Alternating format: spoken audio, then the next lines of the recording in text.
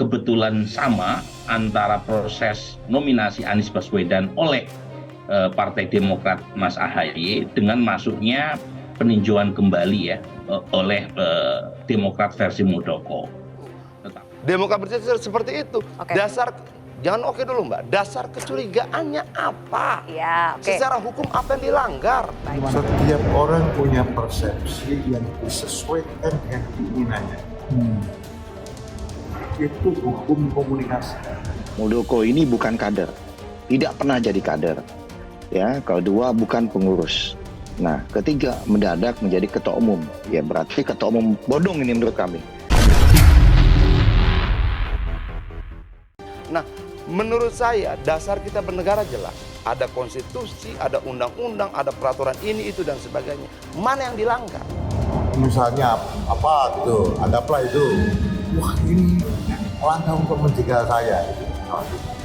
Proses. Bahwa kemudian orang bisa bercuriga, silahkan saja. Baik. Oke, kalau dikatakan Ray Rangkuti tadi, ini persoalan etis, itu subjektif. Ada permainan dalam rangka membatalkan nominasi Anies, kemudian Partai Demokrat Bung Herzaki ini itu dicopet atau dibegal. Nasdem penuh dengan kecurigaan melihat Jokowi hari ini. Nggak ada. Jangan dipotong. Kita nggak Ya. setuju. Nanti Direktur Eksekutif Institute for Democracy and Strategy of Fight, Ahmad Khairul Umam mengungkapkan skenario yang bisa membuat Anies Baswedan gagal maju di Pilpres Pemilu 2024.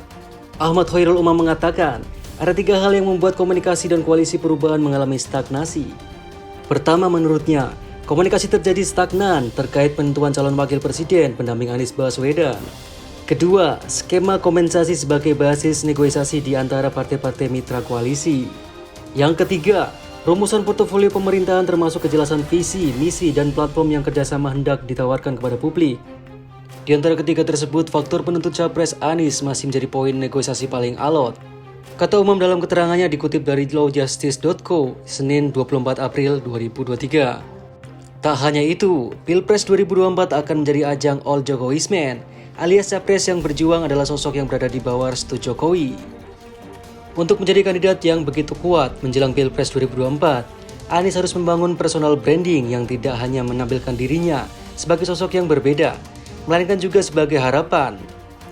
Untuk kepentingan itu, Anies perlu menampilkan dirinya sebagai sosok yang baru, penuh inovatif, dan dapat melakukan sesuatu yang belum dilakukan pemerintah sebelumnya. Singkatnya, Anies perlu menampilkan dirinya sebagai pembeda dari pemerintahan Joko Widodo. Anies juga dapat mengambil ceruk suara dari mereka yang kurang puas dengan pemerintahan Jokowi.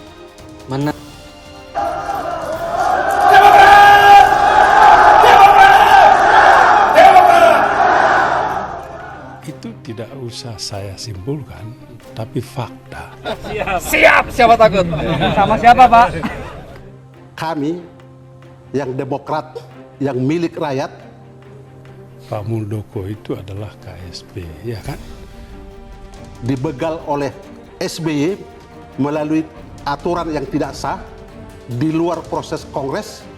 Berkantong, satu kantong dengan Bapak Presiden Jokowi. Ketua Umum AHY mengangkat dan memberhentikan Dewan Pengurus Pusat.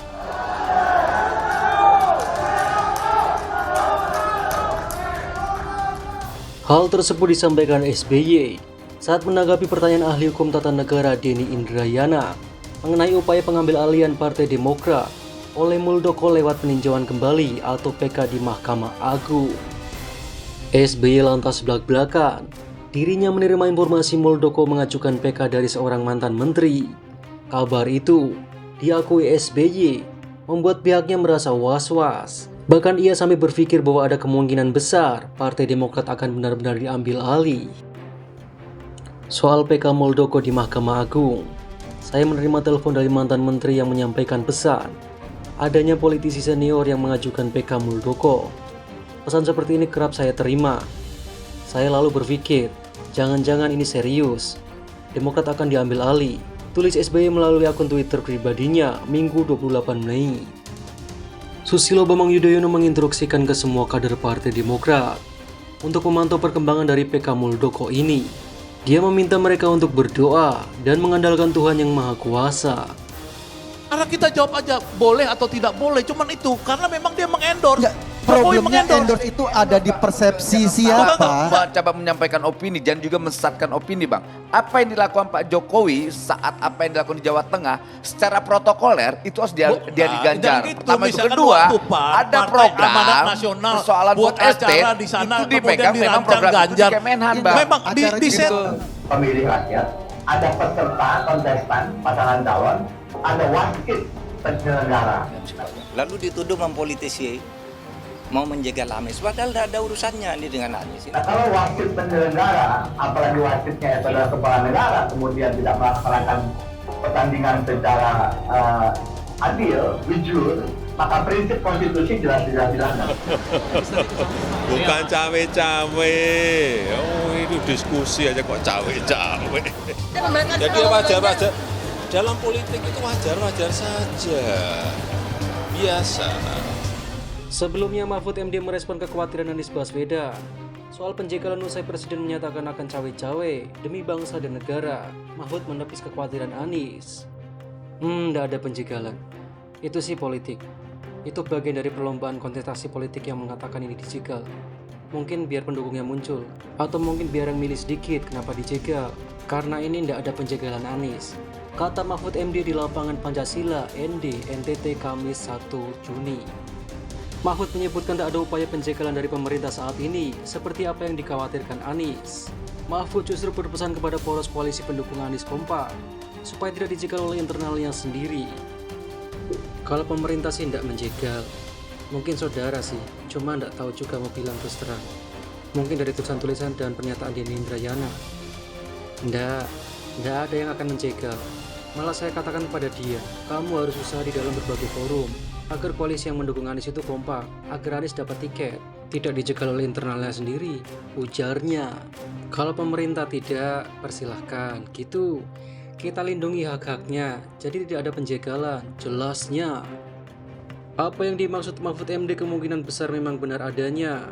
Pasalnya, koalisi yang mendukung Anies Baswedan berisi orang-orang munafik yang peduli pada diri mereka sendiri.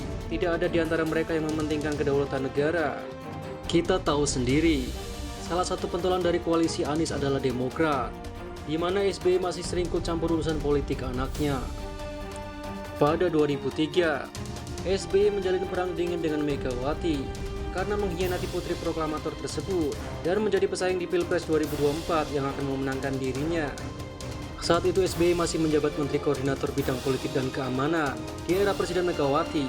Dia pun sering tampil di televisi untuk sosialisasi pemilu. Megawati kecewa karena SBY seharusnya mundur dari jabatan Menko Polhukam. Di tengah memanasnya situasi, Sekretaris Menko Polhukam Sudi Silalahi mengungkapkan keluhan SBY yang tidak diajak rapat kabinet dan merasakan dikucilkan dari pihak istana.